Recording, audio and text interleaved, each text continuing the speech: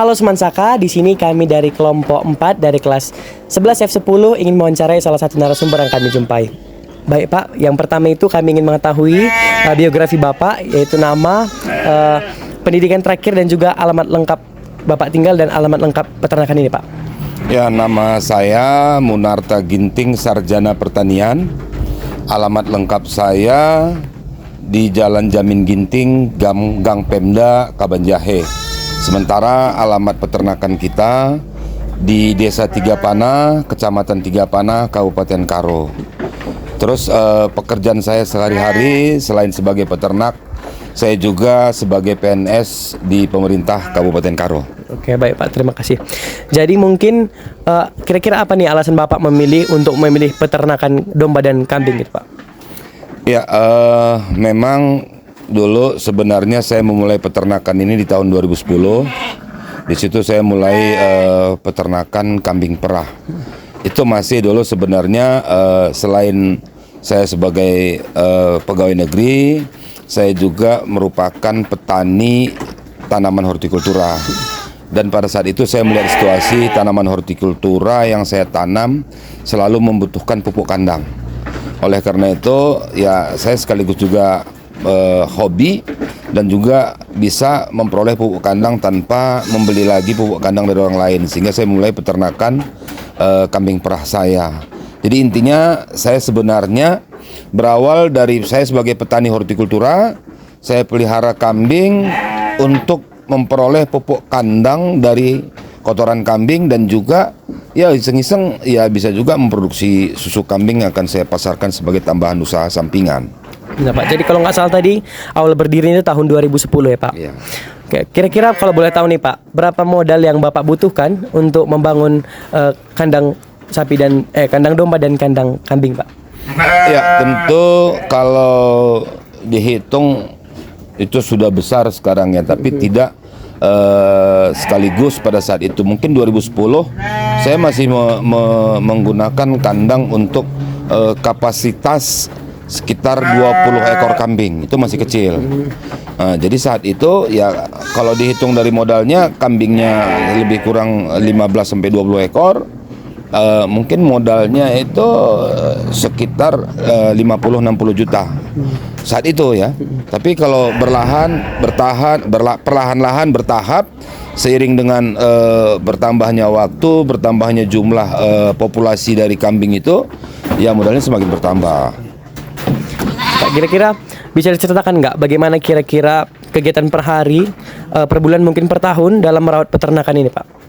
Iya, kalau sekarang ini bisa kita hitung secara kasar. Ini populasi saya lebih kurang sekarang ini hampir 150 ekor. Rata-rata biaya pakan untuk kambing domba ini 2.000 per ekor per hari. Berarti perharinya itu lebih kurang 300.000. Itu untuk biaya pakan dari kambing domba kita. Berarti kalau sebulan itu lebih kurang 9 juta. Ya, itu 9 juta ya, kalau saya bisa produksi susu aja lebih kurang hampir 8 liter per hari. Saya jual harga susu itu yang curah itu sekitar 35.000. Berarti 8 kalau 35.000 itu lebih kurang hampir 275.000. Saya tinggal tambah sedikit saja sudah cukup untuk biaya keseluruhan. Padahal itu produksi susu dari kambing perah, belum dari hasil penjualan daging domba gitu. Oke Pak, tadi kira-kira berarti lama berdirinya usaha ini sudah sekitar 14 tahun ya Pak tahun ini atau 15 tahun ini? Tentu kalau kita hitung dari 2010 sudah hampir 15 tahun. Ya. Oke Pak, dan kira-kira Bapak bisa kasih tahu nggak alat dan bahan yang pasti dipakai setiap hari itu baik untuk ngasih makan kambing dan juga domba ataupun memerah susu kambing Pak? Iya, kalau peralatan yang kita pakai tentu sederhana saja ya. Ya mungkin lagian kita masih perah secara manual, belum mekanisasi. Ya mungkin stainless steel untuk tempat pemerahan, dan juga itu untuk susu. Kalau untuk domba ya kita peralatannya cuman saya sediain pickup, anak kandang saya ngambil pickup atau dari limbah pertanian. Ini banyak kan seperti kamu lihat ya, itu makannya itu dominan limbah pertanian. Kalau ini kita lihat sekarang dia makan daun wortel. Pagi-pagi ini domba kambing saya makan, kalian pernah dengar janggal jagung? Tongkol, tongkol jagung yang sudah giling jadi tepung, itulah saya berikan pakannya untuk sarapan pagi. Setengah hari sore sampai apa terakhir nanti pakai daun wortel. Jadi makanannya rata-rata limbah dari pertanian. Berarti sama halnya dengan kambing perah itu Pak. Dia masih melakukan manual. Apakah ada rencana kira-kira untuk mungkin memodernisasi alat untuk memerah susunya gitu Pak? Ya sudah pasti. Artinya saya kira semua peternak pasti punya mimpi bagaimana melakukan usahanya dengan mekanisasi. Saat ini juga saya pelan-pelan, memang ini saya lagi sekarang mekanisasi. Saya misalnya ada masyarakat yang panen batang jagung, saya ambil, saya cincang pakai mesin, saya fermentasi. Nah, ini juga saya sedang pesan mesin untuk pencacah tongkol jagung tadi sehingga seperti ini. Ini saya pesan sehingga saat ini saya masih beli jagung yang sudah seperti dedak dari Binjai. Ini saya pesan mesinnya sehingga nanti banyak tongkol jagung di sini yang sudah dibuang akan saya giling seperti tepung begini. Ini sudah pakai mesin sendiri. Begitu juga dengan perah. Perah sebenarnya nanti kalau seandainya saya sudah bisa punya induk perah sekitar 100 ekor, saya pasti akan melakukan pemerahan dengan mekanisasi, steam vacuum namanya. Itu pasti saya akan lakukan. Oke teman-teman, hari ini kita akan melanjutkan pertanyaan selanjutnya yang telah dijelaskan oleh Ekel tadi sebelumnya. Baik Pak, jadi tadi kurang lebih Bapak menjelaskan bahwa pengeluaran dalam sebulan itu sekitar 9 jutaan ya Pak. Selanjutnya di sini kami ingin bertanya kalau mengenai pemasukan dalam per hari, per bulan, dan mungkin per tahun itu bisa Bapak jelaskan bagaimana Pak? Ya, kalau tadi saya udah jelasin kebutuhan saya itu 9 juta per bulan. Jadi untuk kebutuhan pakan dari 150 ekor kambing dan domba. Sementara sekarang saja saya peroleh dari penjualan susu itu lebih kurang hampir 275 per hari. Berarti 275 per hari, kalau satu bulannya itu lebih kurang hampir sekitar 7,5 juta ya. Oke, jadi gitu. kalau kita Itu masih dari penjualan susu. Enak ya. Belum lagi sebenarnya ini pupuk kandang saja. Dari kotoran kambingnya saya bisa produksi itu lebih kurang 350 goni per bulan. 350 goni itu sudah keluar semua upah tenaga kerja gonikan, biaya goni, saya masih dapat 10.000 per goni. Berarti dari 3 juta di situ. Berarti sudah hampir 10 juta. Belum lagi dari penjualan anak domba dan anak-anak kambing. Jadi saya hitung-hitung itu sekitar 12 juta per bulan pasti dapat bruto. Tapi belum bersih. Jadi kalau saya bilang 12 juta, saya kurangkan dengan 9 juta, itu mungkin lebih kurang saya dapat sekitar 4 ke 5 juta lah dalam satu bulan. Dan itu sebenarnya masih belum hitung real. Kalau hitung real saya kira pasti lebih. Nah, gitu, kira-kira seperti itu. Jadi kalau kita hitung-hitung ternyata sangat untung melalui dari peternakan kambing dan juga domba ini ya Pak? Ya, saya tentu tadi sudah jelasin dari 2010 saya sudah mulai. Kalau saya menghitungnya itu tidak profit atau tidak untung, tentu saya tidak akan menambahi jumlah dari populasi ternak saya, gitu ya. Oke Pak, mungkin selanjutnya itu kami juga akan bertanya, apa masalah yang Bapak alami selama menjalankan usaha ini mungkin sekitar 14 tahun sampai sekarang Pak? Ya, yang menjadi kendala saya sebenarnya dari dulu mencari sumber daya manusia yang berdedikasi. Artinya apa? Banyak pekerja-pekerja itu yang memang dia non berpendidikan. Pertama, dia tidak bisa kita latih secara terampil. Kedua, dia memang tidak punya tanggung jawab dan bosanan. Artinya dengan pekerjaan rutinitas dia ngurus ternak, ngambil pakan, ngurus ternak, itu sebentar-sebentar berhenti.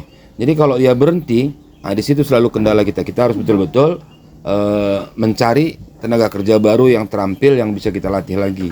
Dan yang kedua, kadang-kadang penyakit dari ternak ini. Makanya saya selalu secara kontinuitas, saya selalu on call dengan pemerintah, khususnya di bidang peternakan. Pada saat ada kendala-kendala penyakit pada ternak saya selalu telepon dokter hewan, sehingga mereka langsung by phone kita bilang ini ciri-cirinya ternak saya seperti ini, baik itu tidak mau makan, misalnya mencret, dia langsung bilang memang saya selalu sediain kayak kotak P3K ya, artinya obat-obatan di box kotak itu semua antibiotik ada, semua obat gembung untuk ternak ada, dan juga obat mencret gitu Nako. Itu kendalanya. Oke Pak, mungkin selama 14 tahun sudah begitu banyak masalah yang Bapak alami dalam menjalankan peternakan ini kan Pak. Mungkin apa yang menjadi refleksi ataupun solusi yang Bapak berikan ketika mengalami masalah seperti yang telah Bapak jelaskan tadi sebelumnya Pak? Ya, artinya kita sebagai pelaku langsung, atau kalau bahasa apanya kita sebagai owner, kita tidak serta-merta ya kasih orang kita tidak tahu sama sekali. Nah, jadi kita sebagai saya sebagai peternak juga, saya memang rutin mencari informasi baik melalui media sosial dan juga melalui pemerintah urusan bidang peternakan, sharing-sharing dan juga meningkatkan pengetahuan saya tentang ternak kambing dan domba. Itu saran saya. Jadi kita tidak ya kan, sebenarnya kalau kita ownernya, kita kasih orang kerja, suruh dia ngerjain, tetapi pada saat dia nggak ada, kita nggak tahu harus mau melakukan apa terhadap ternak kita. Jadi memang peternaknya sendiri atau ownernya sendiri juga harus belajar untuk menjadi peternak gitu. Jadi selalu mencari informasi dan pengetahuan-pengetahuan baru untuk menjalankan peternakan ini begitu ya Pak? Iya, itu yang harus utama. Oke Pak, jadi tadi juga bisa kami ketahui dari penjelasan Bapak bahwa salah satu sumber pakan peternakan ini adalah limbah pertanian, benar? Iya, benar. Mungkin pertanyaan kami Pak, apa yang Bapak lakukan untuk mengelola setiap sisa-sisa dari limbah pertanian tersebut sehingga tidak mencemari lingkungan di sekitar peternakan ini Pak? Iya, artinya kalau limbah dari sisa pakan itu kita tetap proses dengan kotorannya, kita secara alami pasti akan terurai, dan kotorannya dan limbah-limbah tadi ya bahkan kita jual menjadi pupuk kandang kepada ya petani sekitar sini. Itu yang kita apain. Jadi ini secara rutin limbah atau kotoran ini juga itu sekali sebulan kita bersihin, masukin goni, kita jual. Nah, itu yang saya lakukan. Jadi Bapak akan usahakan bahwa hasil dari kegiatan peternakan ini tidak mencemari lingkungan di sekitar. Sudah pasti. Pasti ya Pak. Iya. Mungkin selanjutnya yang akan kami tanyakan Pak, apa harapan Bapak sebagai seorang pengusaha untuk usaha peternakan Bapak ini ke depannya Pak?